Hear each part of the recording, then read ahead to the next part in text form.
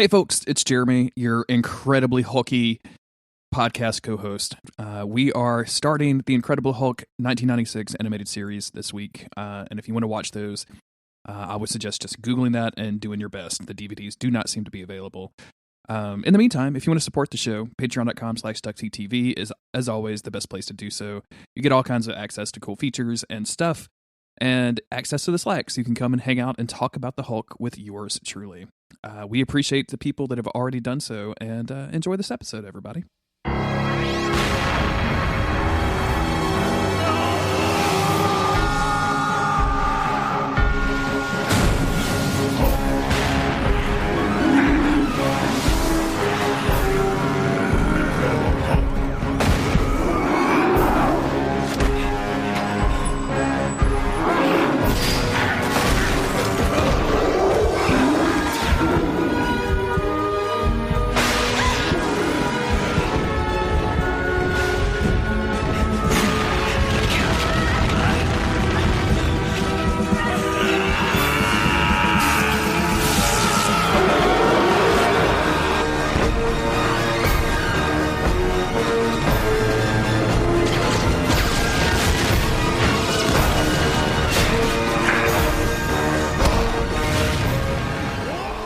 Jeremy Greer. And I'm Gary Butterfield. And this is Days of Future... wow, already. Just out the gate. We haven't done this podcast in a long time, and I'm rusty. It's been a minute. This is Days of Future Cast, the podcast where Gary and I talk about, basically, at this point, bad Marvel cartoons is where we're at in our lives. We have finished up the Avengers. We had a palate cleanser for some Deadpool. We did some questions, and now we're going to kick it off in a new quote-unquote season with the Incredible Hulk series from 1996. It's incredible. Do you can you even imagine being back in Avengers world? It's almost like a fever dream, Gary. Yep. It's like one of those, you know how if you have like a particularly just really intense but incredibly short relationship with somebody, and then 2 months later you're like, what was her name? What did she look like? It's one of those situations where I remember that open-faced or open-handed handshake, but that's really kind of it. Oh, and Egghead. I remember Egghead. That's it. Yep.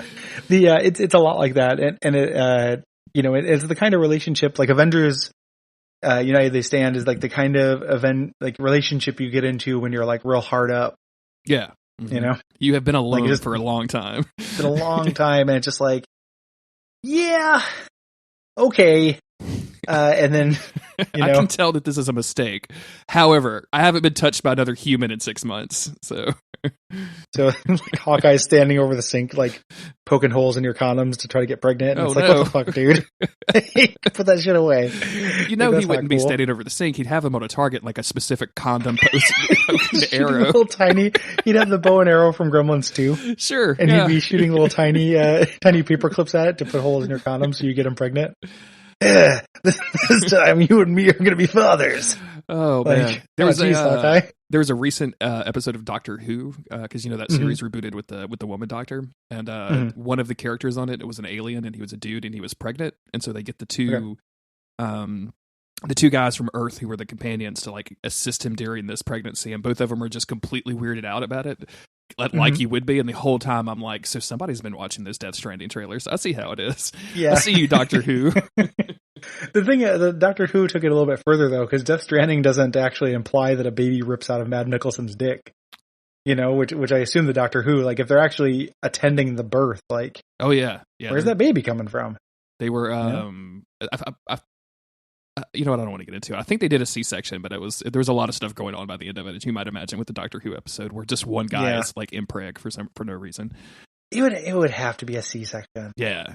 Like there's just no way that's brave enough to do the fucking like boa constrictor that swallowed a watermelon kind of scene you'd have to have him actually give live birth. My uncle had kidney stones once. Okay. And I remember this just because like I called my uncle and my aunt up because we were pretty close back then. And I was like, "Hey, what's going on?" And my aunt was like, "Yeah, Kyle is not feeling well." And I was like, "Oh yeah, what's that?" Well, kidney stones. And I had no idea what a kidney stone was. I was like, "Oh, like when do you think he's going to be back up and running?" Like, "Oh, he thinks about 2 weeks." I was like, "Okay, wow." Shit. And then later I learned what kidney stones were. I'd have been like, "How did you do it in 2, man? That would have taken me 4 to 6. I'm terrified of kidney stones. Same, man. dude, same. just something solid in a tube that's only meant for liquid. Yeah. Just that sounds horrible to me. How you been? I've been good. It's been a long time since we recorded this. How have you been? I'm all right. I'm fighting off a cold. Okay. I know you got over a cold. Yep. We're fighting the sicknesses. Moved into a new place, so I might sound a little bit different. But I'm good. Yeah, adjusting. I'm pretty excited. This Incredible Hulk series, Gary, is so fucking weird and bonkers just out of the gate. And it's almost I can't call it good, but but it's closer to good than Avengers, right? Oh, dude, on that scale, absolutely, yeah. Yeah, I kept thinking while watching, I kept thinking is this good? And the answer is kind of no, at least so far. But I bet you there are more good episodes in this, and this episode was the bad parts of it were a little bit bland, but it also felt like they were just setting the premise, and once they get that out of the way, I bet you it's kind of cool and weird. So and that's my hope. We should note at the first, if you guys out there listening want to watch along with us or watch the show, go to daysoffuturecast.com/schedule, and I'll keep that updated. But also, it's almost impossible to find this stuff legally. I'm watching this on shitty Daily Motion rips, which is going to make grabbing audio for some of the audio clips I want to include really interesting. But there's I tore these fuckers off the dark web. Yeah, so. I couldn't even find this on the dark web. I've got some pretty good dark web contacts, and still could not find this. Somebody, I think it was Fletch, who you may or may not know from Abject Suffering. Abject Suffering suggestions, I should say, was telling me that there's some pretty gnarly licensing issues with all things Hulk in Marvel at the moment. So it's preventing Marvel from, say, making an Incredible Hulk movie in the MCU, and that's why they kind of backdoored Thor Ragnarok. And also all of these old cartoons and stuff are apparently kind of weird. I don't know anything about it. That was just me asking Fletch because I know he knows all things terrible, so I figured he might know. But yeah. Yep. DailyMotion.com is the place to go. Yep, yeah, and it's we say it's hard to find. It's really not. It's one of the first Google results. You just Google Hulk 1996 animated episode 2, and it's the first thing that pops up, and you just watch it right there. But it doesn't look good. No. And I would love to have these on DVD. It's a preferable way to watch this, or at least actual good rips. But I can send you the $12 DVD that I bought from Amazon. That is apparently just not the right Hulk animated series. What is it? I don't think I even opened it up after realizing it was the wrong one. I'm trying to find out where it's on my desk. I can't see it in here. But I really enjoyed, there was a thing at the bottom encouraging me to go to movies.com for more information on the Hulk series. So, cool. Early website. Yeah, and which is owned by Disney now, which is really hilarious to me for some reason. You have to get that Disney Plus subscription. Yep. Wait, is this it? To get in on that shit. It's it was owned by a Miss Deanna in South Carolina, so I don't know where because it has a sticker on it like it came from a library. And I'm sorry, Gary, it's Catch Hulk on the internet at video.com. Oh, okay. Cool. So this seems like an animated cartoon because it's only 83 minutes long.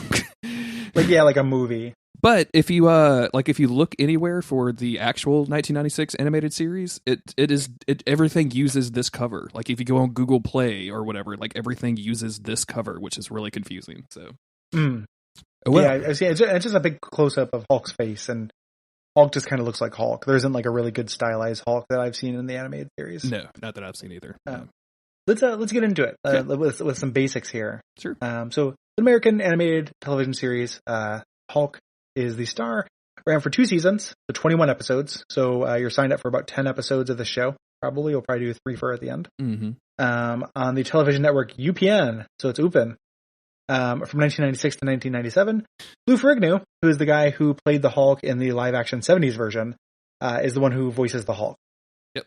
And it's not great. No. That part.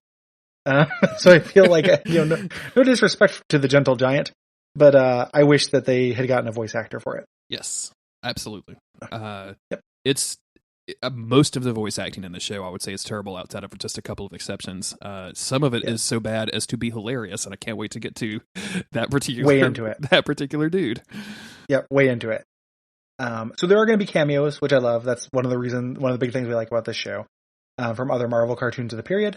the second season, which we'll get to, the show's format, UPN decided that season 1 was too dark and changed it to give female viewers a chance, quote unquote. So She-Hulk She-Hulk is a regular co-star, which I'm looking forward to. I actually like She-Hulk quite a bit. Is that like an alien shark? Is that what you're doing there? Shark. Wait, is that Professor Xavier's girlfriend? I'm getting confused. The She-Hulk Empire. So the show is renamed actually to The Incredible Hulk and She-Hulk, and it also features Grey Hulk, who previously made 2 cameo appearances in the first season. Grey Hulk is great. Because eventually it becomes Mr. Fix-It, which is Hulk when he's a mobster, and I'm looking forward to that dumbass shit. Have you seen any of this previous to us covering it? No. Okay, because I have not either. I didn't even realize the show existed. What is your general level of Hulk interest or knowledge coming from comics or the movies or what have you? Yeah, so I have read Hulk stories I like. I think he's a real fun character in the MCU. You know, like he's great in Ragnarok. I like him in Avengers 1. I even like him in Avengers 2. Like I like Hulk as he appears on screen. In comics, like I think that he's kind of a tough character. And it takes like a weird kind of angle to make him good. So the most, acclaimed Hulk run is the Peter David run in the 90s. That's where Mr. Fix-It comes from. And that's where they do a lot of weird kind of twist on the formula. A straight up Hulk, like a Hulk that just kind of played straight, I think is a little bit boring to me in comics form. Like, I think the cinematic versions are about my appetite for Hulk generally. Which is like once a year, once every 2 years, I get to see Hulk do some smash. And that's good for me. Yeah, I'm kind of right there with you. Hulk was never one of my go-to comics when I was, actively buying comics every month. It was, I've got extra money at the end of the week, and there's a new Hulk comic, so like I want something else to read in front of the TV or whatever. I like the MCU Hulk a lot. The Ragnarok Hulk, I think, is obviously the best they've ever done. The Infinity War Hulk, I'm a little confused on. I want to see how they follow up with that stuff because that doesn't really have an ending. They gotta do something with it. Yeah, I think it's a cool idea. I think Mark Ruffalo is really good in that role. Yeah, absolutely. Yeah, I think he's good in that. The comics, I don't really care about like just everyday Hulk stuff. Like it takes something like Planet Hulk or World War Hulk of like yes. We decided all of the Illuminati in the Marvel universe decided to literally shoot that dude into space because we couldn't handle it anymore. Like Reed Richards and Doctor Strange had a phone call or a text message of like, "What do you think about Hulk going into space?" It's like, let's get together. Let's do it. Where's Tony at? Let's figure this shit out. What up, fam? Let's send him into space. I can't believe we're all on WhatsApp. This is strange. Yeah. This doesn't feel very secure. Hey guys, we're the log into Illuminati. my TikTok account. Let's let's talk about sending Hulk into space. But yeah, it takes that kind of spin on it for me to get kind of excited about anything Hulk related. Well, and I've read both those stories, and both those stories are good. Mm-hmm. Like Planet Hulk is good, and World War Hulk is good. Like both of those are pretty fun. Apparently, there's a modern comic. Like I keep getting tempted to get into modern comics, and I shouldn't because it's a money suck, and like I don't want to store them. But I currently have 2 just empty long boxes that I use to move. They're just sitting there, and I can put comics in if I wanted to. There's a modern Hulk storyline now that is treated like a horror story. Oh, interesting. Like it's really leaning into that Dr. Jekyll and Mr. Hyde thing, and he is supposed to be very like scary when he's the Hulk, and that's appealing to me. I think that sounds really cool. Yeah, I would be way more interested in that than just about anything else that I've seen. Well, and one of transitioning to talk about this animated series, the 2 things about this, as much as this is silly as shit, the 2 things that I think are true in moving from other Marvel animated stuff we've done is one, I think it wants to have that kind of dramatic, dreamlike feeling to it. Like it opens with a weird dream sequence. The opening credits is kind of a weird dream sequence. There are weird dream sequences in this. Like Betsy has some weird dreams. Yeah, not Betsy. Sorry. Yeah, I just feel like this is going for this kind of weird, dreamy angle for the Hulk, which is a weird angle to take it in. I don't know if the cartoon's that's gonna pay off kind of properly, but it's definitely strange, and it's definitely different than any of the other cartoon MCU stuff I've seen. And like we've only covered X-Men and some Spider-Man and Avengers, but I watched a little bit of the Iron Man cartoon when it was concurrent, and it's different than that too. Like very different tones. Interesting. Because presumably, like we're gonna some of those characters are gonna show up in this series. Like we're gonna get some crossover with that stuff because it feels like they really leaned into like the Marvel Universe cameos for this. Just looking through the future episodes. Yeah, wait into that. I apologize for this noise. There's somebody vacuuming right outside my door. Yeah, I was gonna ask you. I don't know how they're doing that. Like, are you recording right next to an Apex Twin recording session? Yeah, I'm actually cleaning while we do this. I wanted to multitask. Record and clean house. We're just time. Like just arrhythmic beeps. Just beep. Yep. Beep. I'm recording this on the back of my trusty mount, a Roomba. Okay. Tied to another Roomba, and we like to cruise around my living room while we record. Yeah, it's a little bit whimsical. A little bit Portland. Do you think it's immoral to wear spurs when you're riding your Roomba?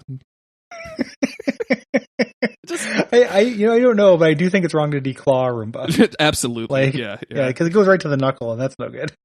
Yeah, I'm actually, if I end up with a little extra money this winter, I'm going to get a Roomba, and I'm really excited about it.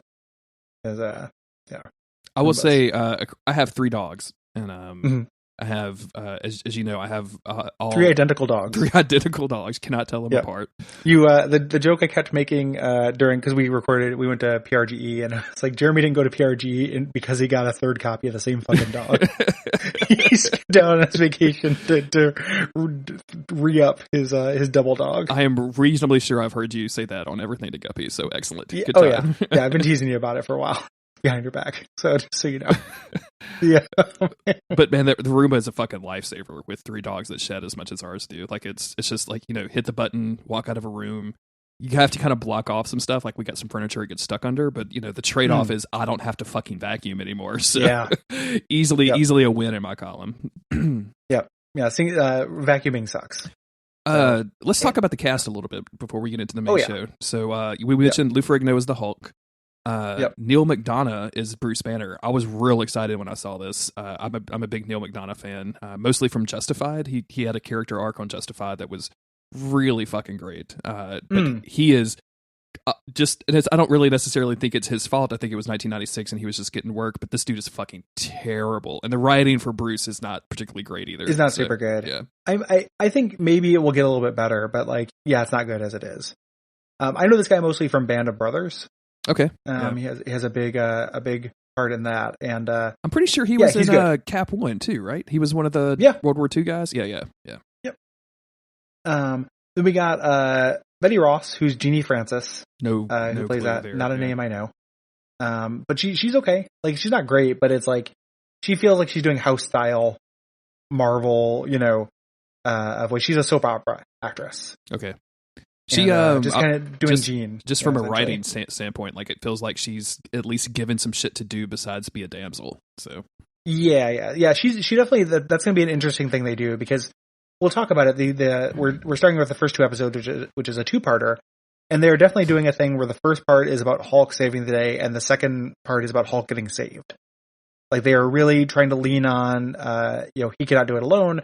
He has the supporting cast that's important. So. Then we got General Ross, old sourpuss, who's played by John Vernon, who is a Canadian actor who I know nothing about. Yeah, no clue at all about this guy whatsoever. Yep. A lot of these, like I went through IMDb and just like trying to click on stuff. It's like, do I know these guys from literally anything? And like, no, not at all. No, but the rest of the cast is pretty star-studded here. Yeah. Next, we're going to Matt Frewer as the voice of the leader. You may, if you purchase the first Diggity Duck bundle, we covered, what was the name? X-Men? Generation X. And Matt Frewer played the villain there. He was basically Freddy. He was Mutant Freddy. But this dude is a working actor. I've seen him in tons and tons of shit. I really like him. He is easily the highlight of the show for me so far. Yeah. And if you don't know him from that, you might know him as Barclay from Star Trek: The Next Generation. Mm-hmm.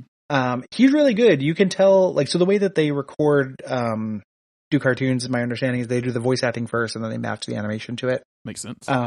He does a lot of weird kind of charismatic pauses and stuff that I can't imagine is in the direction. I feel like that's pure Matt Frewer. Mm-hmm. Just kind of weirdly modulating his voice, having kind of stutters and stuff in the correct spaces and stuff. And it really adds a lot to the character. This is already, he's no Magneto, but he is 20 times cooler than Ultron if this is going to be our recurring big bad. Yes. Yeah. Like, I'm way here for just Matt Frewer. He's still just doing villain shit, but he's just a much more fun villain. But he's doing, when we'll get to it, but like the villain shit that he's doing actually makes sense, like with why he's doing it and everything. Like it's a relatively well written like supervillain character for a cartoon from the 90s. Like imagine, so same thing with the Gremlin. Like the way they introduced this, Gremlin is the gargoyle. I don't know why I keep wanting to say the Gremlin. Because he looks like a fucking goblin / gremlin. He doesn't look like a gargoyle. You say gargoyle, it's something that Batman's going to perch on top of before he takes a thug down. Like this dude doesn't look anything like a gargoyle. And I think that Hulk might have a villain named the Gremlin. So they introduce it in kind of a sloppy way when both of them just say their motivations, but both their motivations are good. Like, we're already so much better than fucking Avengers Town, man. Yeah. Like, I don't want to keep belaboring that point, but it just feels good to have villains with motivation. Even the army, which is kind of the third, kind of this tripod of different relational things, also has a pretty good motivation. Mm-hmm. The army's not wrong in this, like. And that's how I think this might have some potential because nobody's wrong. Yeah. Like the leader's being a shit, but it's a relatable thing. Gargoyle's not necessarily being a shit, and the army's not being a shit, and Bruce Banner's not being a shit. Like everybody has a believable motivation, which makes me feel like we're, at least playing in a decent, we've upped the game a little bit. Yeah, we're not here just to sell armor toys. Like somebody actually wanted to sit down and do a Hulk show. Yes. Did we mention that the gargoyle is voice acted by Mark Hamill of all people? We have not, but it is Mark Hamill's good. Like he does a fine job in this. Mm-hmm. Yeah. He's a professional voice actor at the very least. Rick Jones, notable in the Hulk universe, is voiced by one Luke Perry. Incredible. And oh man, we're gonna if I have to guess throughout the show, if I'm going to pull audio clips, it's pretty much just going to be Luke Perry because this dude says the dumbest things, and he says them in the dumbest voice possible. Like I don't know if he was just real stoned. Like this was the mid '90s, he was kind of at the height maybe of his stardom. I don't really know Luke Perry lore. Not up to date. I think this is after because Luke Perry is the hunk from 90210. Mm-hmm. I think this is after the height of 90210. I think he went over to Melrose Place with the the next generation of 90210 people. Like he was definitely a thing now, but it's definitely not the height of his powers. And I don't know what they're going with Rick Jones in this.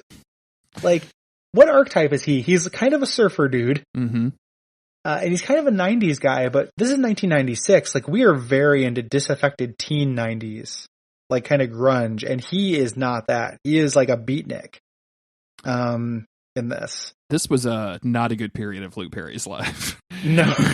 This is him buying an extra car and a pool for a weekend's work is what this feels like. He played Sub-Zero in something called Mortal Kombat Defenders of the Realm, which I bet that's gotta be something interesting to watch one day. I gotta get that on an adaptation decay for sure. And he played a character called Napoleon Brie, like the cheese. So that's gotta be a good joke. And a series called Biker Mice from Mars. You're not familiar with the biker mice from Mars? No, not at all. No, man. BMFM? You don't know? Is it now? Okay. Yeah, that's a cartoon I've seen a few times. It's exactly what it sounds like. And this was just looking at it. 90210 was aired from 1990 to 2000, so this was like right in the middle of that. Yeah. Well, there was a break. There was from 1995 to 1998. It had gone off the air and got like rebooted. So, well, you're deeper on your 90210 lore than I am, I guess. I'm reading the same Wikipedia you are. I'm not deep on the lore. I'm deeper on the reading comprehension, Greer. Yeah. No. But anyway, so yeah, he's also the voice of Johnny Bravo. Or no, that's not true. He played himself in Johnny Bravo. That's fucking weird. Yeah. I don't know, man. Dr. Reverend Jeremiah Cloutier in Oz. I'm sure that's good. Yeah. So, Fang and found puppies in the episode Rebel Without a Collar. Anyway, this has been our he's in the main cast of Riverdale. That's interesting. Yeah, that just makes me not want to watch that show anymore. And I didn't want to watch it anyway. Like, I know people say it's good, but like, man. Yeah, everybody. I could not get over that premise. Here's the thing. We watched the first episode. I think we got most of the way in through the show, and it was like just like they made a point of being like the main character is a sophomore in high school, and also she's in her bra. And I was like, you know what? There's so much TV. Like there's so much other things that we could be watching that's not weird. This, and although a lot of people I know swear by it and how crazy and insane it is and all that other stuff, I just don't care. Like I just don't care. Yeah, I'm sorry, I just Riverdale can't get fans. into somebody being like, "What up, Jughead?" and him being like, "We have to solve the treasure," or something. Yeah, just like that's that's too much for me. Archie comics are dumb. Boy, I bet the show Dudes and Dragons is really great. And Luke Perry cast would be not something I want to do, but it's something I want somebody to do. Yeah, I guess on an episode of Luke Perry cast. I've got an acquaintance, and they've got their own little podcast network, and they do something called the Cage Club podcast, which, as you might imagine, is all Nicolas Cage movies, which sounds great. But then they just started a new one called Watch That They're On, which is all Charlize Theron. That's a good name. And it's such a good podcast name that I'm mad that I didn't think of it first. Not that I want to watch any Charlize Theron movies. Like I don't really care about it that much. But no, yeah, that's a great name. It's just a good name for a podcast. Well, and I'm glad that their Nick Cage one didn't steal me and Bob Mackey's idea for going through all the David Cage games. Our podcast, Cage Match. Oh, Cage Match is good. Yeah. They locked the two of us get locked in there and had to play fucking Beyond Two Souls. No. So let's real quick before. Yeah, I'm not into it. So this opens up. This has a cold open. Weirdly enough, before we get to the intro music, this first episode. Oh, I guess there's also Kevin Shawn who plays Major Talbot and the Abomination. Yeah, he's kind of a bit player that just is kind of thirsty for Betty. So the Abomination is just an ogre in this too. Like he's actually a character in the comics. So far, he's just an ogre. Maybe he will get intelligence. Yeah. Later on in the series. So we open up in this very weird dream sequence. This is so strange. Like there's a couple. Well, first it's a nice blue sky. There's like birds and butterflies flying everywhere. There's a young couple like picking apples from an apple tree, and all of the apples fall down, and they fall down, and it's so cute. It's like, what the fuck is happening? I thought I was about to watch the Hulk. I'm really glad that you have this in the notes too, because she's definitely making some orgasm noises. Yeah, yeah.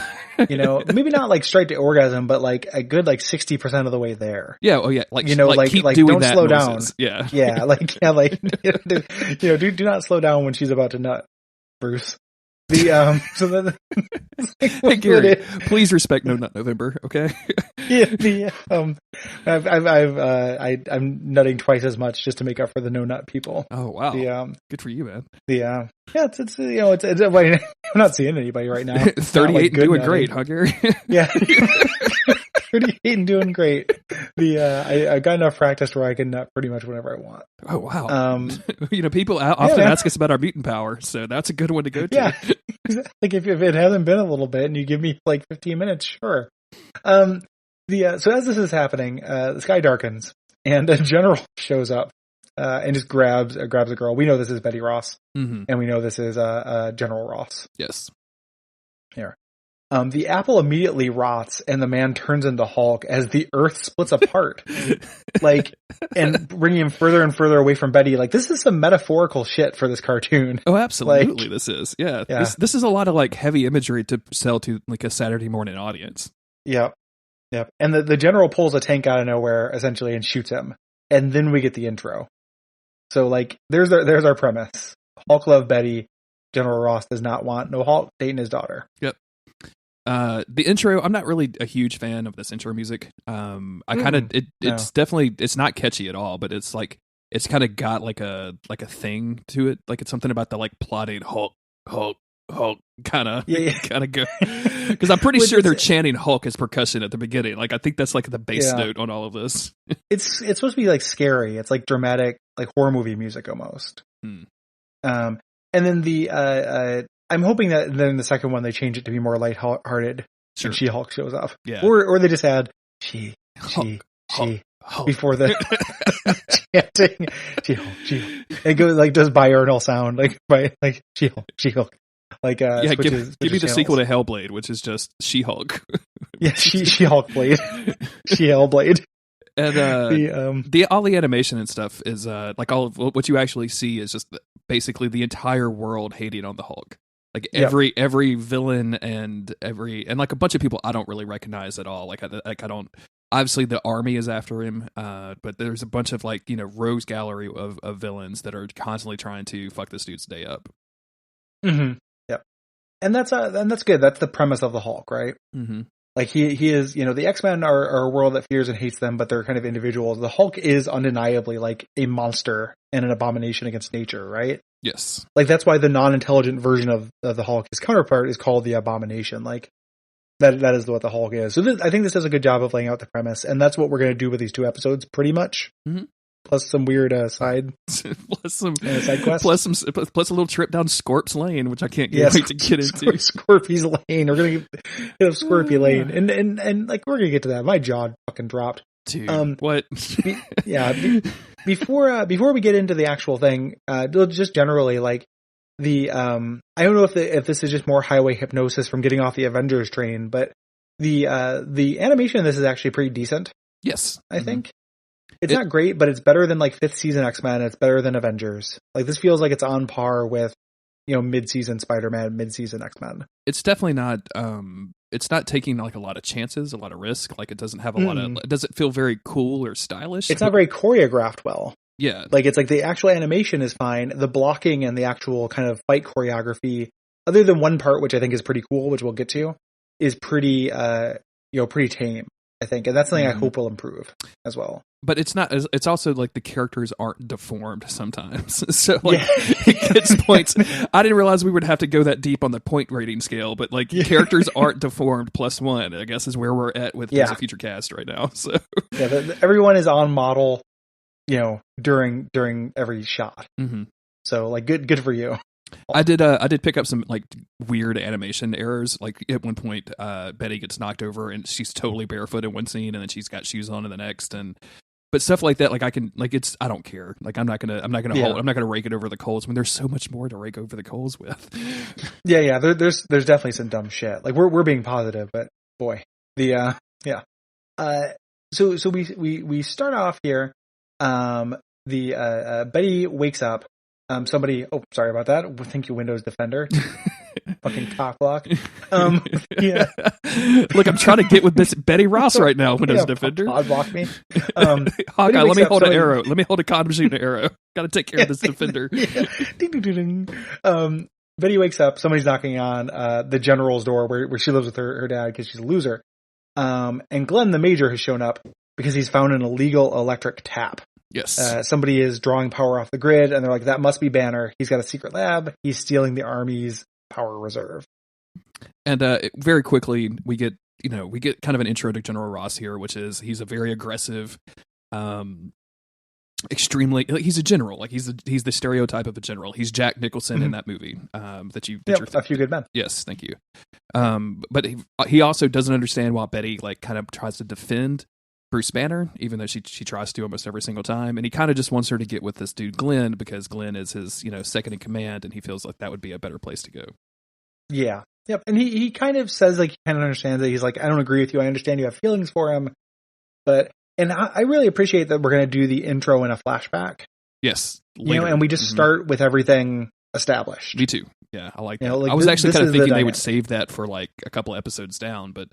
It's pretty cool that we don't start with the origin story, so pretty cool. And it's very quick too. The flashback that we get to the origin story, like they're just like everybody knows this shit. Mm-hmm.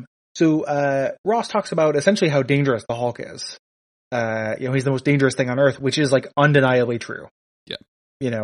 This show wouldn't be very good if General Ross didn't have a point, and he kind of does. Like he's not always the smartest about this, but like the Hulk is extremely dangerous. And I thought it was kind of ludicrous that they would just find an electric tap on a pole in the desert somewhere and be like, "This is Bruce Banner." But then the show was like, "Yep, that is Bruce Banner, all right." I was like, "Oh, okay, so no worries. He's just he's just stealing electricity." And for being a super genius, not the smartest move you've ever done, Banner, to just like go to your girlfriend's dad's backyard and start sucking out his power. That's it was one of the they say that the Hulk has no weakness, but it's really that he just can't leave any desert state. So he's just stuck in like Nevada, Arizona.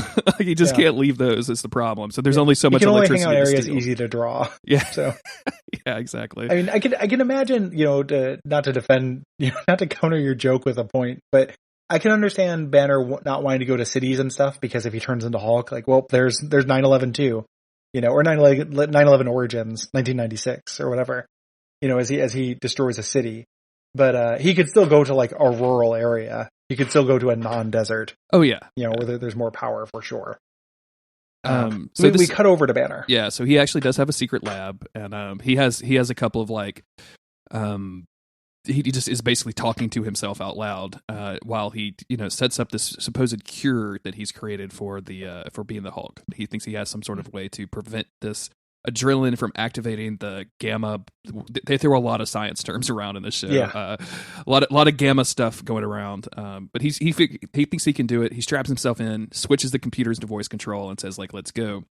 Meanwhile, Major Talbot is they've realized that they can't trace the signal back, because even though they clearly showed a wire going away from this tower earlier, they have now forgotten that, and Banner has figured out a way to wirelessly transmit electricity to an unknown point, which is really good. He's stealing electricity through Wi-Fi. And Talbot, being the extremely pragmatic, logical, military man that he is, says like, "Hey, hand me your bazooka. We're gonna blow the fucker up." Like you just said that like that's what he was like, but that actually happens. Like a soldier comes up to him and says like, "We can't find the source, sir," and he goes, "Lend me your bazooka." Yeah, and then he just hands him a bazooka. Like that. I'm not in the army. I don't think this is how. This you don't think like the soldiers just carry around bazookas on U.S. soil? You don't think that happens? Loaded bazooks. Just loaded bazooks. So he takes the loaded bazooka, and then he decides to blow up the power generator. So it's like, if he wants it, we can't get it, or nobody gets it. Sure. Yeah. I mean, he shut down Reno, but who the fuck cares about Reno? Exactly.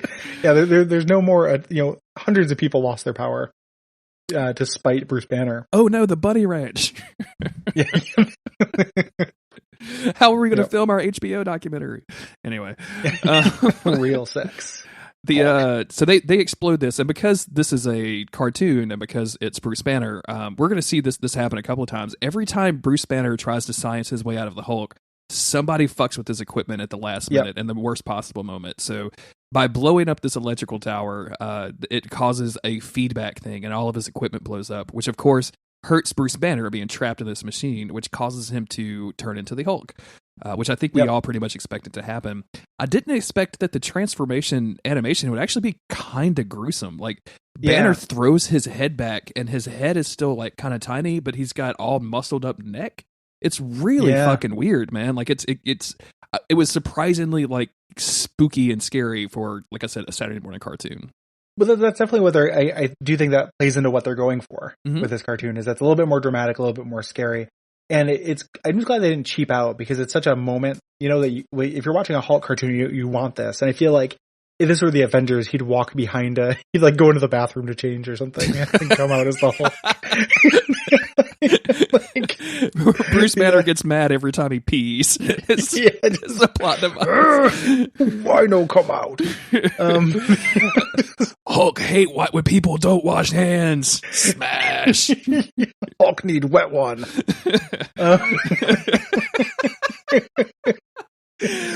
Hulk hate single ply. Hulk know you can fold. So he turns into the Hulk, and the Hulk knows what's going on. He immediately goes for General Ross.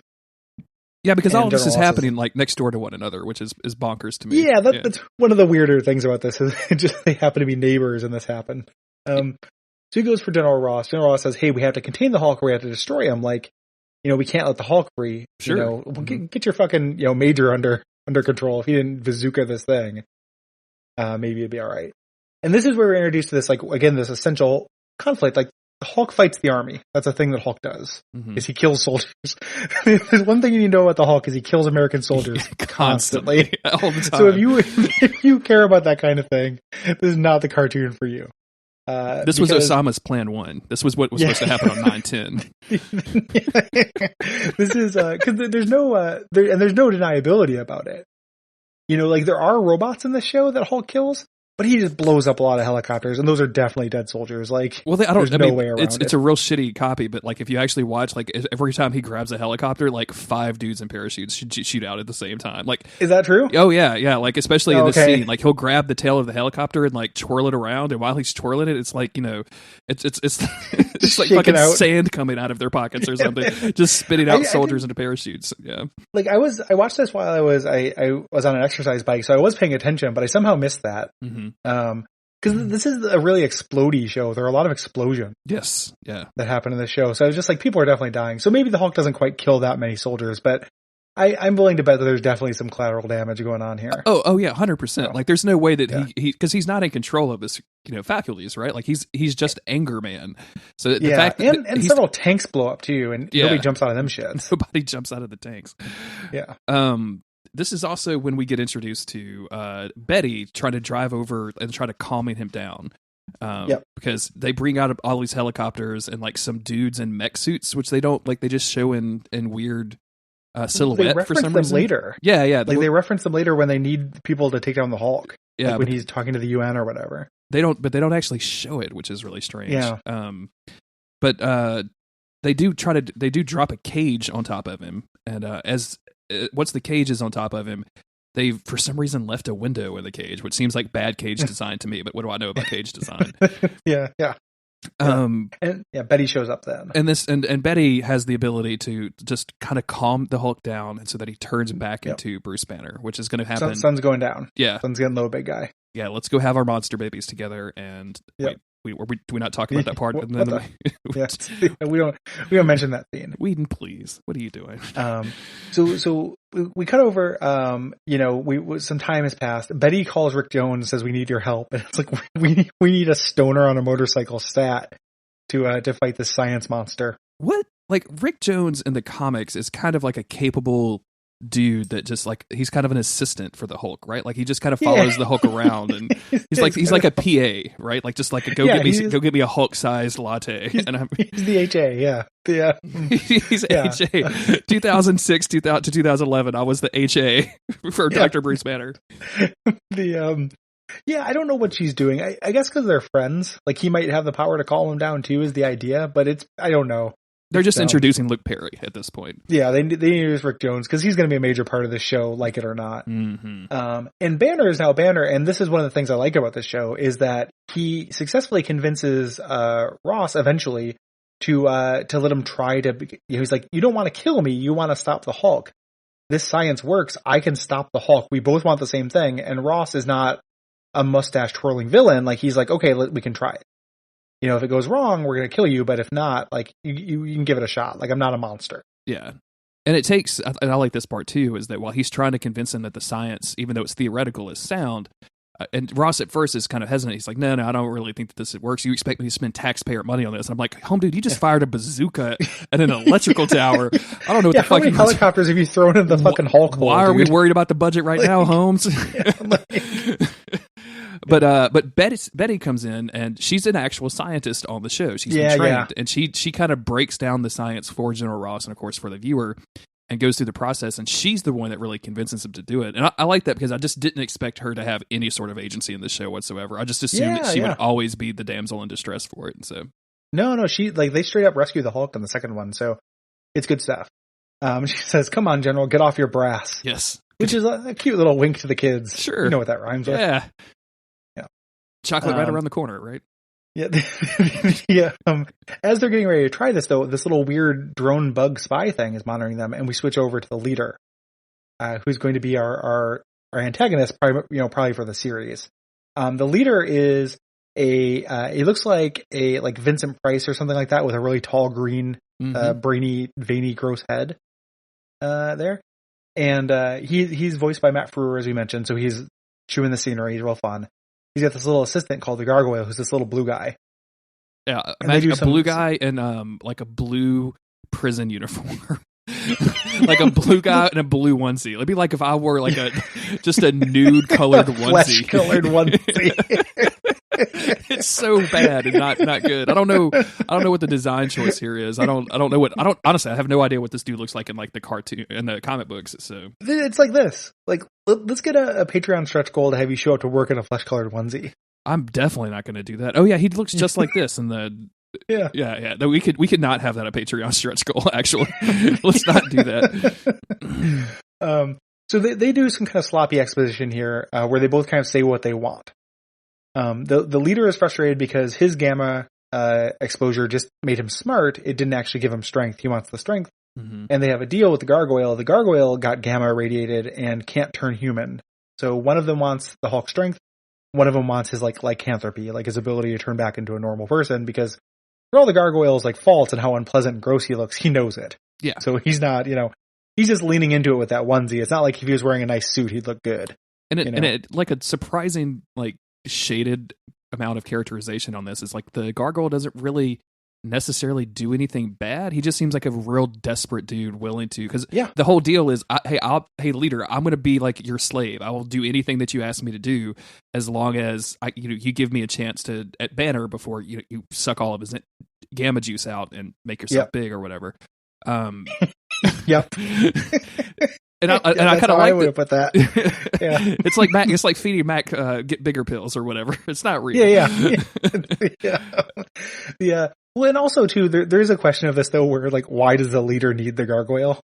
Absolutely. Like the gargoyle doesn't do very much, and the leader already commands the abomination. So like, I guess the leader just gets off on having this weird little blue slave. Hey, I mean, if you're that smart, Gary, you know what I'm saying? Like average porn won't do it for you. What do you get for the man who has everything? A tiny blue man and a tiny blue guy to like, do anything you want to. Yeah. That's what you do. And call him Gargoyle. Yeah. Also, he's Mark Hamill, so enjoy that, everybody. Like, do you think he's cool with being called Gargoyle? I mean, like, the leader sounds pretty cool, but the Gargoyle is a terrible name. I mean, that's just like what we talked about when we were talking about doing the Fantastic Four cartoon, and they like start naming everybody. And it's just like somebody's like, you look like a thing. Okay, we're going to call you Thing now. Excuse me? Thanks, Mr. Fantastic. Appreciate that bullshit. I cannot get over that to save my fucking life.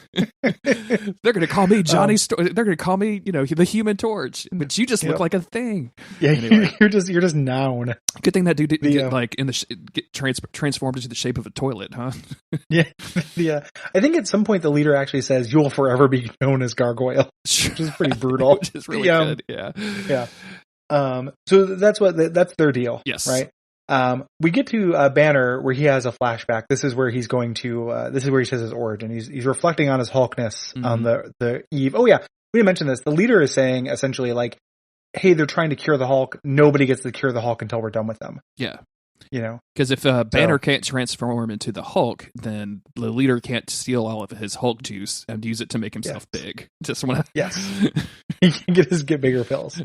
So that's their motivation. Hulk does his flashback. We learn about the Hulk's origin, where they were doing an experiment with a gamma bomb, and fucking Rick Jones is just out freewheeling in the nuclear test site like a fucking idiot. Like he's a young Vanilla Ice, because that dude's a real big dirt biker. So he's just a young Vanilla Ice out there. And Bruce Banner runs out, grabs him. Fucking Rick Jones tries to save his bike. Did you notice that? Oh yeah. Like he's like, we have to save the bike. I'm gonna take this bike with me. But Bruce Banner slaps his hand, pushes him into the shelter, has like what feels like a full second to get in the shelter himself, and chooses not to. And like it feels like he reaches out and like grabs Betty's hand. It's like, we're gonna hold hands for just a second, and then I'm just gonna run back towards the explosion because that's what I'm doing right now. Then I'm gonna go get Hulk real quick. BRB Hulkin. Yeah. So, and then this is the leader also has his flashback. He complains about how he didn't get the strength. He was doing the cleanup stuff. That same explosion, he was doing cleaning up after the explosion, and had this incredible like thing where he fell into the pit, but he landed on a thing that ripped off his protective coating or his protective like helmet. Bad luck. It's a real bad coincidence. There. He fell down the gamma tree and hit every branch on the way down, so to speak. This is really weird, right? Because like I've never like gamma rays are like a thing. Yeah, gamma is real. I mean, but why are there pools of gamma that people have to clean up? Like, I don't get that at all. I think it's just like water that is highly infected with the radiation. You know, it's not mud. liquid gamma, because that's. I don't think it's a ray at this point. I think I can only confirm that. This liquid is not a ray. I just bought this liquid gamma. It's going to help out with my cold. Yeah, but the leader, I think the reason why he got super brains is because only his helmet was off when he fell in. Like, his body was protected, but his helmet was exposed, so we got super brain. So yeah, but he wants it all. Yep. After we get this, General Ross comes back and says, "Okay, we're going to let you do your experiment. Start the process." The leader hears this. It's like, "Oh no, we can't let that happen. We're going to release the abomination." I don't know why this was important to show. That they clearly showed that the abomination only has 2 toes per foot, which is really interesting. Well, later they show tracks. I get maybe it's super important for that. Yeah, you're right. Yeah, they do the tracks outside of the cave. So yeah, it is really clumsy though, like extremely clumsy. And also they show the audience that there's tracks, but then the people who track them are not the audience. Yes, the audience didn't notice, or using tracks, or exactly. people. But we'll get to that, guys. Don't worry. Yeah, we'll get to that. Scorpy can do it. General Ross is also, he has his backup plan. He's like massaging this gamma laser. Just throw gamma in front of anything. This is such the and I know the character is the character or whatever, but like the guy from Venture Brothers that's like the head of the OSI is so much this dude, and I know it's like probably specifically influenced by that, but he also at some point has the chest laser that this guy uses, and now I keep thinking, like, is that just a specific reference to this, or am I missing like a deeper reference somewhere? So. He's really excited about his gamma laser. Someone goes out of their way to be like, "Hey, this is extremely powerful and extremely dangerous, and you should not be using this at all." And I'm like, "Well, someone's going to get fucked up by it, and I cannot wait." Yeah. So Glenn straps Bruce in, and he just starts like tightening the straps. Like, what a dick Glenn is in this. What a dick move this is. Like, ow, hey, that's two holes too many. You're gonna chafe me.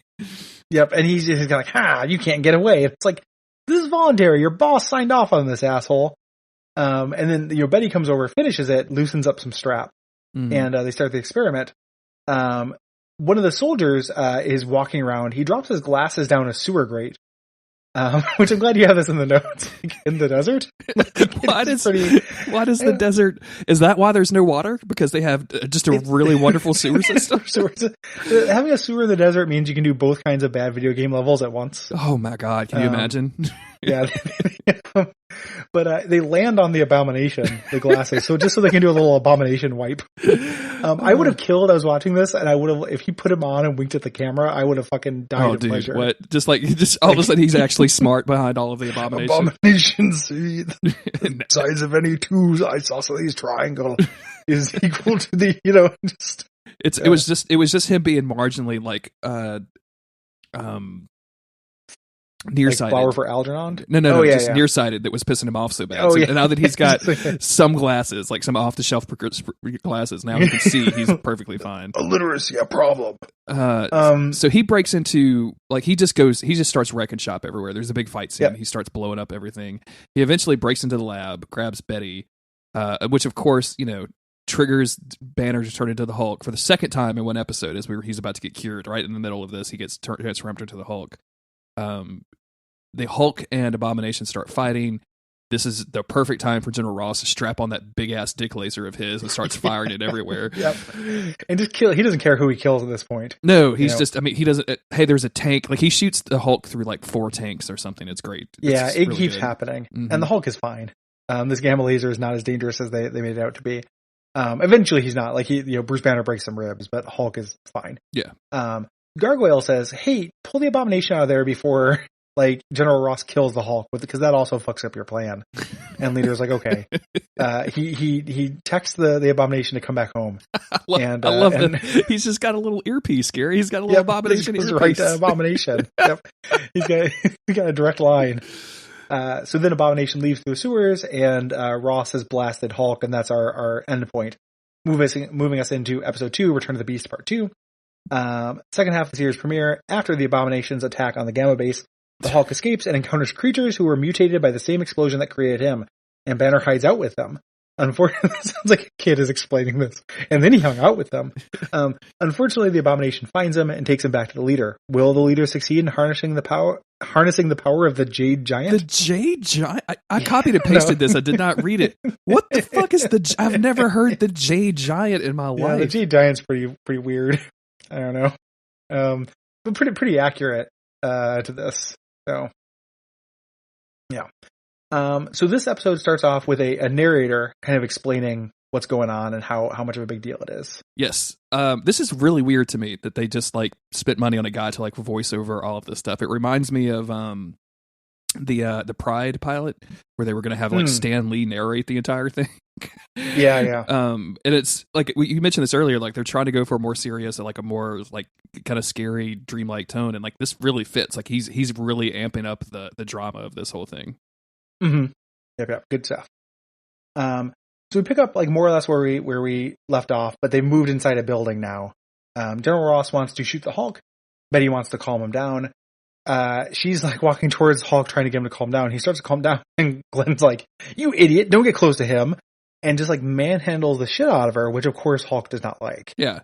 Like the fact that this fucking general in the army, or excuse me, Major Talbot, so he's a major in the army, is like, can't put two and two together of, harming the girl pisses off the giant monster we can't kill. Like, what military school did you go to? Was it like, I don't know, man. Like, was it accredited at all? Like, did you, was it, home military school or something? Military homeschool? Military homeschool? So the laser thing basically stops working. It just keeps knocking Hulk down, but it keeps coming back up. And eventually it gets too hot to handle, like it was a Mass Effect 2 gun or something. Mm-hmm. General Ross just like shakes his hand off in a comical way. And the shot lasts like a slightly too long. It's very funny. It is. It is shaking the feet off his hand. Talbot orders mortar fire at this point, which really doesn't do anything. But he's getting shot so much that Betty just tells him, "Hey, you need to run away. Just leave." Yeah. And he, I think this is where the good action scene that I liked was before he actually leaves, when he's fighting helicopters, when he like is jumping up and tearing the tail off one helicopter and throwing it into another and stuff. Oh yeah. That was pretty rad. That's cool. That's what you do in the good Hulk video game. Mm-hmm. It's shit like that. It's really fun, and I was like, oh, this is like a pretty inventive, like cool action scene. This is what I want to see the Hulk do. I've heard a lot of people say that is a good Hulk video game, but like, is it noticeable or notable because it's a superhero game that's kind of good, or is it actually a good video game? No, it's good. I think it's the same people who did Crackdown. Did you play Crackdown? I did not. No. Oh, Crackdown's super good, dude. On the 360, like it's the same people, so it's like it's a good video game. Like it, maybe in 2018 eyes, it's not going to seem as special. Mm-hmm. But you got to do you get to like run and make gigantic, huge leaps and like just run up buildings, and it's an open world game. So like you do a thing where a car runs up to you and you grab it and tear it in half and turn each side of the car into boxing mitts. Hell yeah. Okay. You can jump on buses and surf them down the street. This was and shit. Like it's real PS2? wild. Yeah. Yeah. It's good stuff. Like the ending is a real pain in the dick. Like there's a difficulty spike at the ending that's really annoying.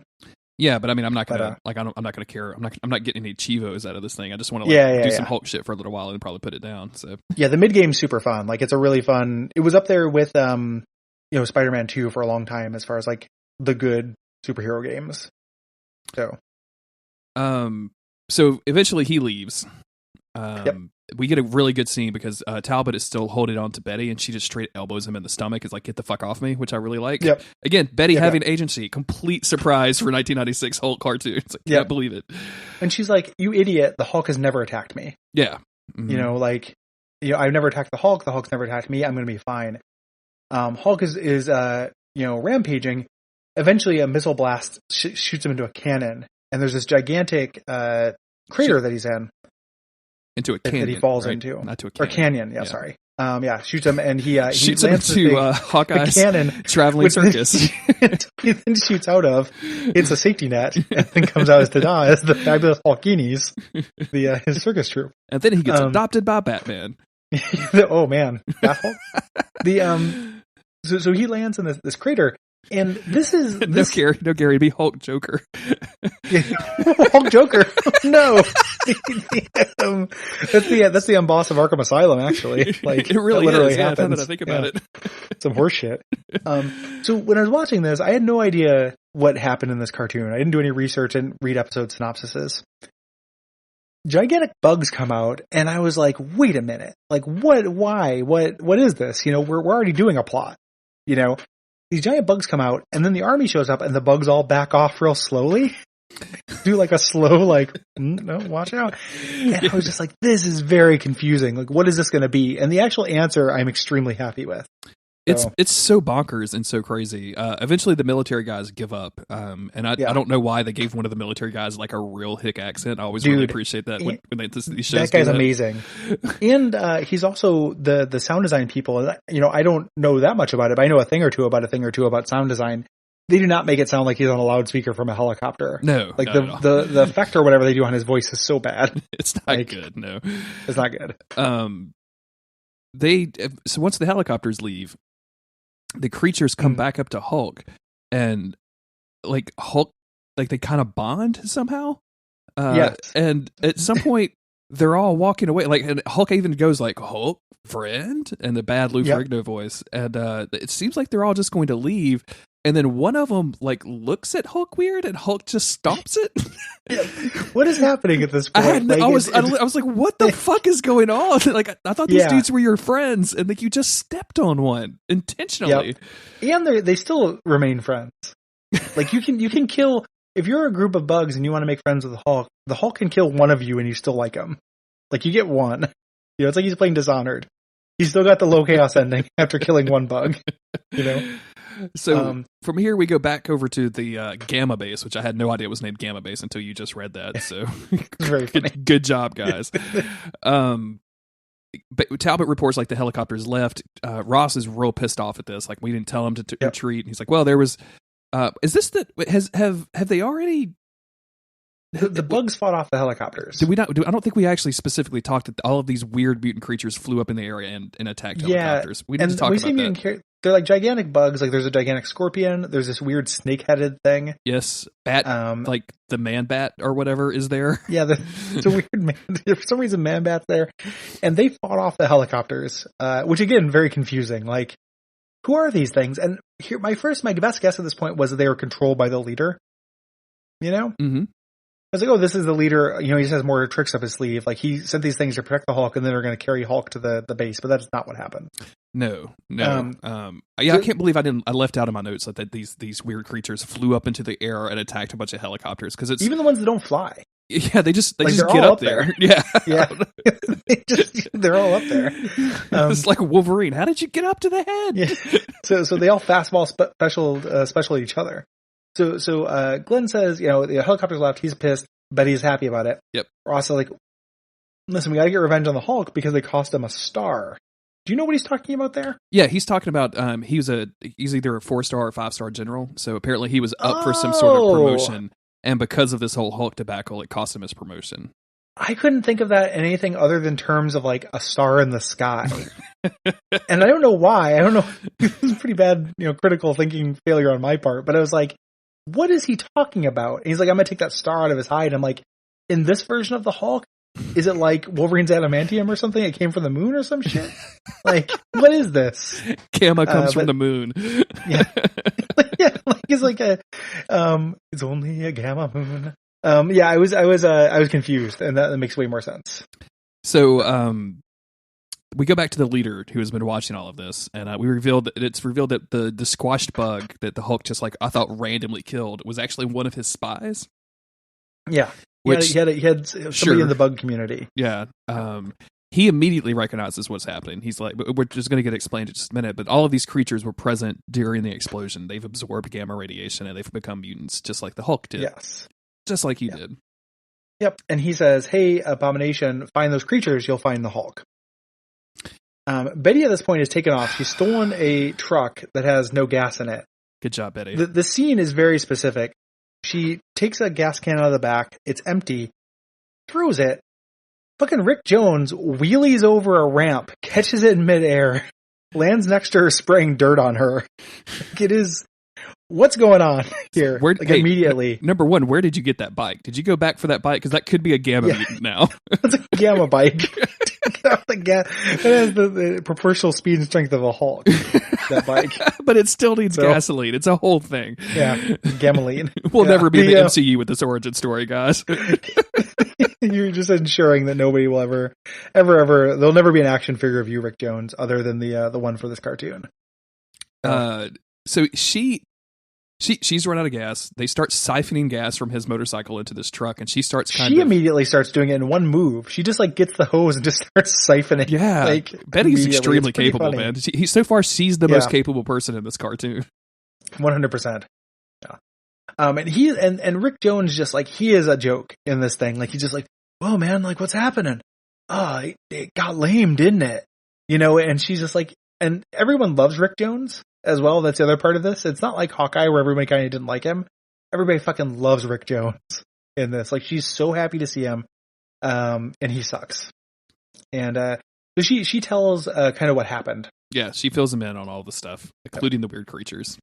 And then they immediately get attacked by the weird creatures that bust out of the ground, and kidnap them. Yep. So we know the weird creatures are good, but they don't. Scorps. Dramatic irony. We're going to name him a little bit later, but Scorps busts out and grabs both of them. Yep. And at this point, we still don't know their origin story or anything. We kind of have an idea of what they are. We cut back over to General Ross, and he's given a presentation to the Pentagon, and he's requesting that they assemble a team of advanced mechanoids, which he calls the Hulkbusters. Yeah, and which Hulkbusters are a thing. Yeah. That's actually a thing, guys. I want to see Tony Stark if there's going to be some Hulk busting. Absolutely, presumably that would happen, but it doesn't actually happen. Yeah. And eventually, the assembled Pentagon, whoever these white dudes are, just give it to him. They're like, sure, yeah, you can have an extraordinary budget to do this. Yep. Throwing good money after bad. We go back to the truck. There's this little goofy comic relief bug. What is this, Gary? Because he's so much better animated than anything else in the show. Yeah. His face he has a face. Yeah. He's real happy. He's a happy fella. He's a real what was his original creature? What was it? What did he mutate from? I got no idea, man. He's the leader equivalent of this bug race or whatever. It's really weird. It's very weird. And he's doing some pratfalls. He's investigating the vehicle and just comically puzzled by it and stuff. The Abomination Rick Jones comes was jerking off in the field site, so this is leftover sperm that it's been mutated. Do you think this is a load? I think this might be a gamma load. Could be a gamma load. It could easily be a gamma load. Yeah, you never know when a gamma load is about. And we're not saying, hey, perverts out there, we're not saying grandma load. We're saying gamma load. Get it right. Yeah. Did you ever have a folksy swamp name for your grandma? Did you call her grandma, or do you guys call her Gem Gem or Gabagoop or something? Oh, yeah. I've got a list of these. So it was Mama and Papa, which is my grandmother and my grandfather, and then I can't remember what. There was some other family that called my great grandmother something, and I wasn't able to pronounce it, so I somehow came up with Ma Granny. My great grandmother was Ma Granny, and I think that's it. I didn't really know. It was my dad's side was my dad's dad was Granddaddy Greer, because I didn't really know him that well, and my mom's parents were already passed away, which presumably I dodged a bullet on that, because by all accounts they were terrible people. So, Whew. What about you? Did you go weird? Just grandma. Grandma. Cool. Yeah, just grandma. I called my mom Betty, so that was a little weird. Oh, yeah, that is weird. I mean, her name was Sheila, so it was pretty fucking strange. Double weird. Yeah, my mom had one of those fake names too. Her name was Pat, but she went by Patricia, or went by Mickey. Oh, I was just joking. My mom, she went by Sheila all over the place. Okay. Yeah. The only hard part with my mom was trying to figure out what last name she was currently using, because she got married so many times. So we go back. Where are we at here? So the weird creature, the weird gamma load investigates the truck. The scorpion just shoots out of the floor into this cave and delivers Rick and Betty the Abomination kills the gamma load. Oh, that's right. We should say that. We don't get to the further adventures of gamma load in this series. So sorry, Rick Jones, Spare Load, his son. Which I guess it would be, right? Like his if you 1 had a million load suns and one gamma body.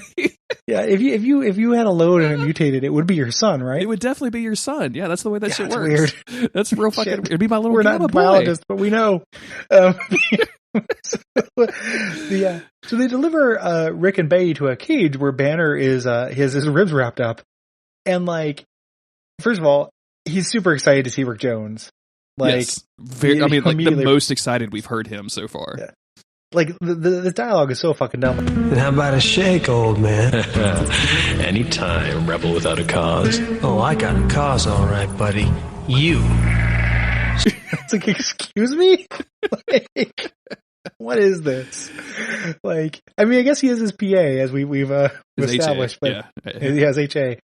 So then we learned that like Bruce Banner immediately is just on board with like Hulk's weird little bug buddies. Like, he's like, these are creatures that were there during the explosion, which turned them from normal into outcast. The one thing they know is they too are outcast, and we all bond together. What?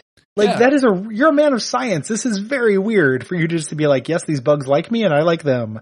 Nobody questions, and like, I don't like, I mean, I'm just saying, like, the scorpion was eating something when it was a scorpion. So if you turn it to a giant scorpion, it's got to eat a giant version of whatever it used to eat, which is probably that weird fucking gamma load over there. That's probably what it was going for. It was scorp food. That's why they kept the gamma load around. It was going to be dinner later that night. Yeah. I don't load loaf again. I don't. If they're not eating load loaf, I don't know what they're eating. Like, just there's not enough bugs, so it's extremely weird here. And the scorpion looks like a scorpion, but that snake thing is really strange. Like, some of them are not normal creatures either. It looks like a scorpion, like Man Scorpion's Tark looks like a scorpion. Yeah, like, it just doesn't. Yeah, it's got the kind of right.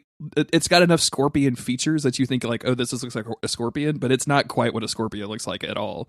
Yeah. And all like the weird thing again is that Bruce is just 100% down with being their friends. It's like, oh yeah, they're just like me, really weird. A human that got turned into something else that's smart enough to be able to recognize my own mortality and that has a conscience. Yeah. They're just like me. They speak English. They walk on all fours. They can use tools. Wait a minute. They all fly. This is just a really weird plot conceit. So, but here's the thing that I like. Again, when I talked about the second episode is about Hulk getting saved. Abomination shows up because of the cave-in. Mm-hmm. Bruce is about to Hulk out and fight the Abomination, and for a moment I was like, well, this sucks because we've already seen this. But a rock knocks him out, and he gets taken here, which I think is pretty cool.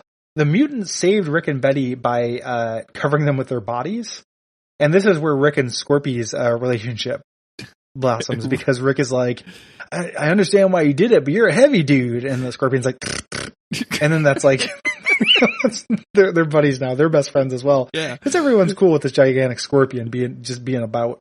That's giant Scorpion language for I was going to eat your load later. Yep. And this is he's the source. He's the mother load. He's literally the mother load. Yeah. Yeah. So I have to imagine that I like this part too, just to agree with you, that he, like right before the transformation that you would expect to see a big fight, that he gets knocked out. I have to imagine this is going to happen quite a bit during this series. Like, this is going to be the way that he gets captured every single time. So, well, because otherwise the Hulk is too powerful. Exactly. Yeah. Like, he will just win things. That's why his villains always have to be huge. Like huge and ridiculously powerful. So we switch over to Gargoyle. They've got Banner kind of trapped up in like a standard supervillain tube scenario.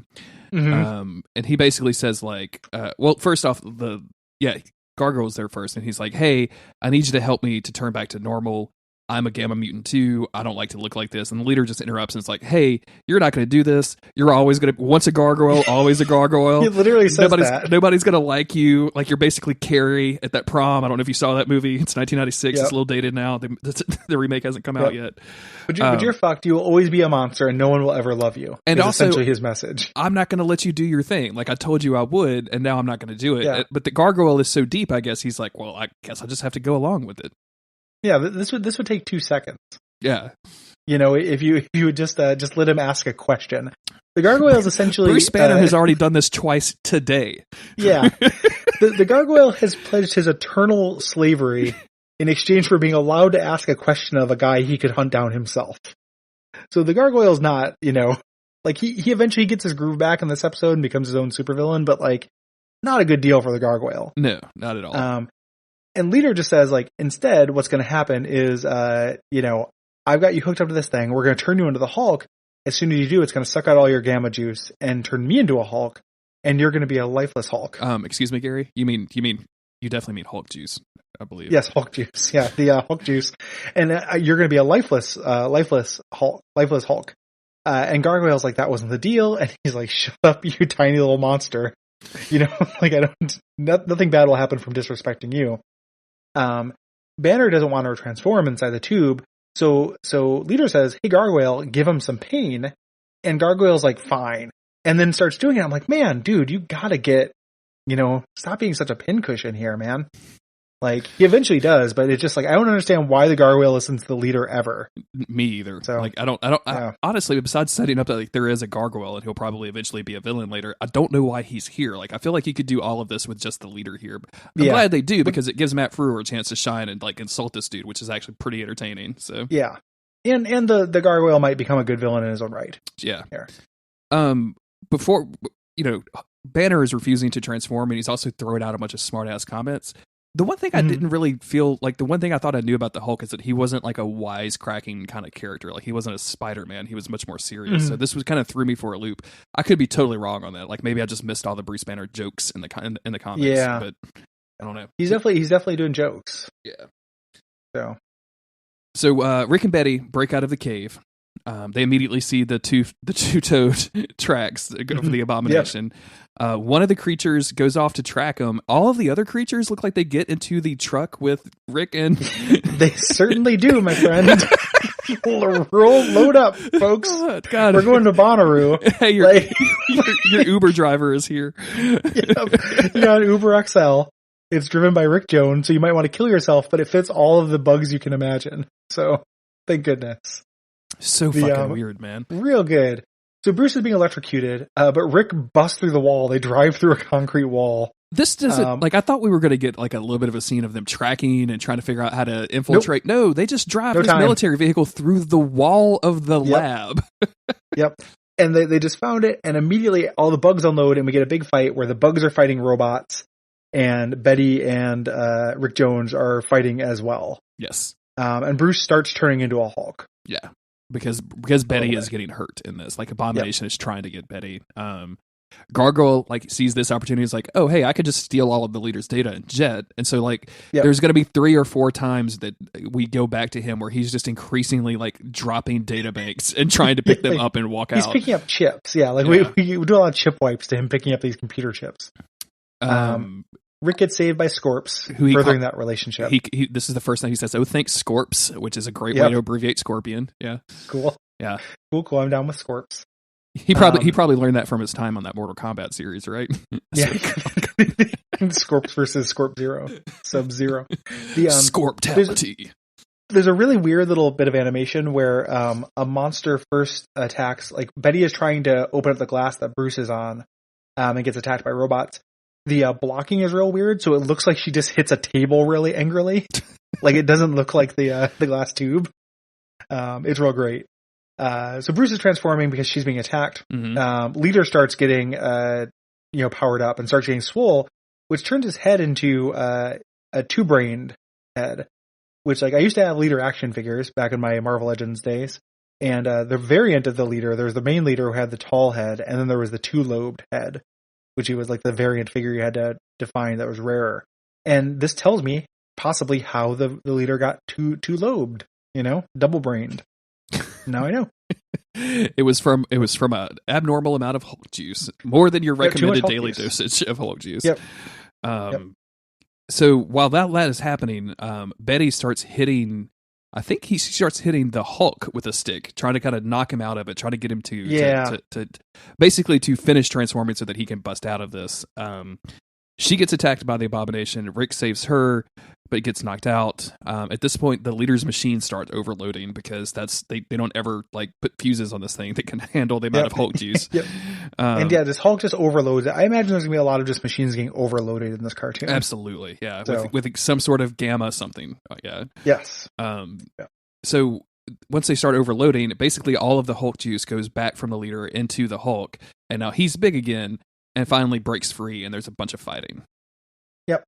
And since the Hulk's there, the fight's practically over. Gargoyle runs away with the data. Yep. The creatures all run away. Hulk grabs Rick and Betty and gets out of there before the lab explodes. The leader probably does not die. Rick says, "Whoa, Hulk on!" Yeah, which is not going to become my catchphrase. Are you sure?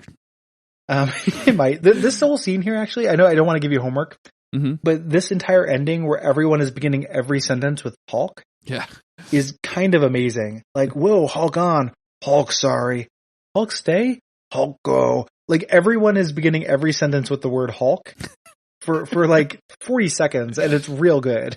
It's very fucking strange. I was going to cut in Hulk on anyway, so I might just drop that whole conversation. The entire conversation is pretty worth it. Yeah.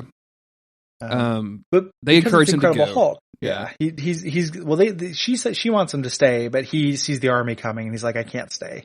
Because that's part of the Hulk story too. Is he's and that's what the entirety of the boring ass 70s show is about. Is him wandering from town to town because otherwise people he loves gets hurt. Sure. And I mean, from desert to desert mostly, because we're gonna desert town to desert town, from Reno to Las Vegas and back.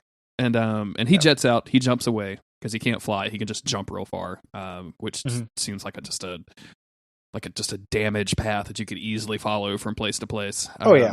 And then the general shows up, and that's the end of the episode. That's it. That's the first two. And honestly, I mean, like, not terrible. Like, coming off of Avengers, not terrible. Like, some real goofy shit. The mutant creatures are easily the highlight of the episode, and I'm going to have a lot of fun just making fun of Rick Jones constantly throughout throughout our coverage of this show. And I'm kind of enthusiastic about the next episodes. Me too. And I want to see these. I want to see the rest of the MCU interface with him. Like, I'm taking a look at the upcoming episodes, and we got cool shit coming up, man. We got Ghost Rider, we got Alpha Flight, got Doctor Doom, Fantastic Four. Like, there's tons of cameos in this. Oh yeah, it's gonna be a lot of fun. So we're gonna see all that stuff, which is really cool. Thor, I'm really into that. Wolverine. Oh, Wolverine was supposed to, but he actually couldn't. That's interesting. During an episode, but we're gonna see his supporting cast. I'm looking forward to that. And I thought these episodes were pretty fun. They went down pretty smooth. Yeah. They weren't just like, I didn't want to just gouge out my eyeballs as I was making notes, like I kind of did on the Avengers side. So yeah. So this is gonna be a brighter season than the last one for people who are interested in that. Season 2, episode 5 is called Fashion Warriors. And the description says that She-Hulk and Betty team up with an all-female team to stop the leader and his flunkies when they attack a Miami fashion show. Oh my god, that kind of sounds like a level from Hitman. That's why I want to be Agent 47 while all of this is going down. I am way into that. That looks awesome. Yeah. So and apparently in episode 11 of the first thing, Betty and Doc Samson succeed in creating a nutrient bath. Hell yeah. Pretty cool, guys. Hulk if you guys juice. are fans of nutrient, Hulk juice, you're a fan of nutrient baths, here we come. Yeah, there's Kathy Ireland She-Hulk in this. That's pretty fun. That's weird. I'm into this. I'm looking forward to the next episode as well. If you like this show, the best thing to do. Kathy Ireland is Ogress.